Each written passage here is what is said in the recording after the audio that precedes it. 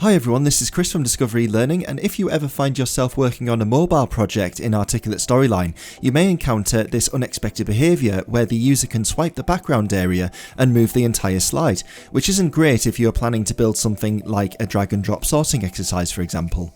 But thankfully I have a fix that's quick to install and fully resolves the issue. Just head over to the Discover eLearning website where you'll find this article containing a JavaScript code snippet that you can copy and paste into your project.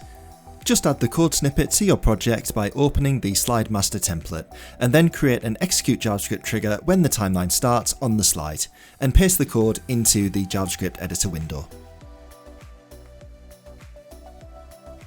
Now once you republish, you should find the slide remains in a fixed position permanently whilst the user engages with the interaction on slide.